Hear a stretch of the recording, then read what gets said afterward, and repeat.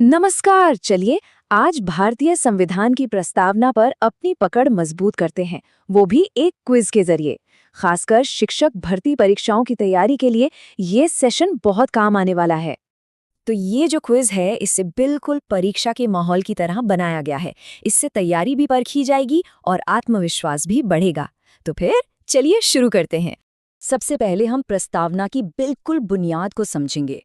मतलब हमारे संविधान को शक्ति मिलती कहाँ से है और ये कैसा भारत बनाने का वादा करता है। तो ये रहा हमारा पहला सवाल। भारतीय संविधान की प्रस्तावना के बिल्कुल शुरुआती शब्द कौन से हैं? ये शब्द बहुत गहरे मायने रखते हैं। जरा सोचिए, सही शब्द क्या हैं? और वो शब्द हैं हम भारत के लोग। देखिए, ये वाक्यांश बिल्कुल साफ कर देता है कि जो सबसे बड़ी शक्ति है वो नागरिकों के ही पास है, किसी और संस्था के पास नहीं। तो इसलिए विकल्प बी यहाँ एकदम सही है। अच्छा, ये सवाल सीधे पिछले सवाल से ही जुड़ा हुआ है।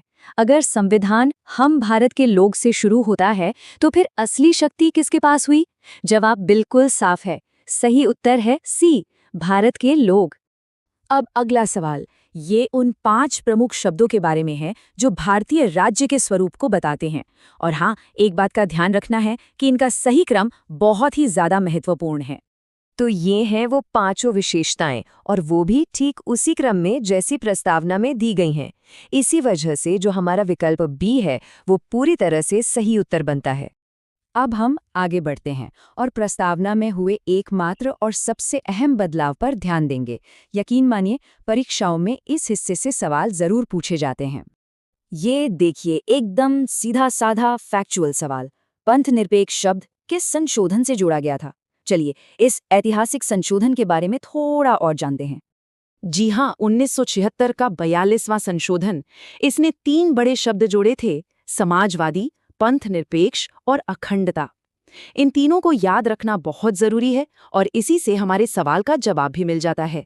सही जवाब है विकल्प बी।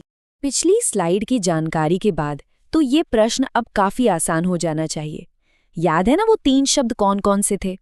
इसका उत्तर बिल्कुल स्पष्ट रूप से बी है। अच्छा, अब तक जो हमने बातें की हैं उन्हें ध्यान में रखते हुए जरा सोचिए, प्रस्तावना में कुल कितनी बार संशोधन हुआ है? ध्यान से सोचकर जवाब देना है।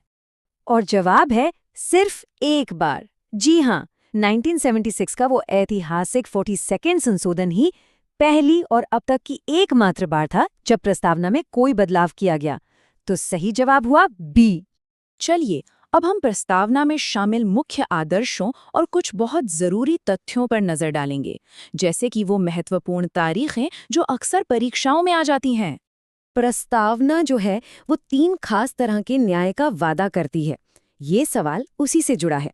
इन विकल्पों में से वो कौन सा एक है जो इस लिस्ट में शामिल नहीं है?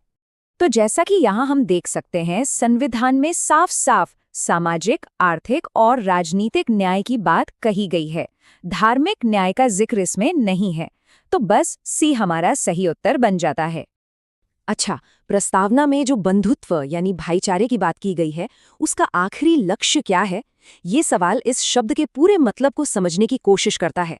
सही उत्तर है सी, क्योंकि ये व्यक्ति की गरिमा और राष्ट्रीय एकता दोनों को सुनिश्चित करता है।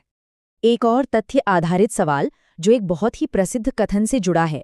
प्रस्तावना को संविधान की राजनीतिक जन्मपत्री या पॉलिटिकल हॉरोस्कोप किसने कहा था? ये थे के.एम. मुंशी, जो ड्राफ्टिंग कमेटी के एक बहुत ही अहम सदस्य थे। उनका ये कथन बहुत ही खूबसूरती से बताता है कि प्रस्तावना कैसे देश की नियति तय करती है। और इसी के साथ डी हमारा सही उत्तर है। एक और बहुत जरूरी तारीख। ये सवाल संविधान को अपनाने की तारीख के बारे में है और ये तारीख प्रस्तावना में ही लिखी हुई है।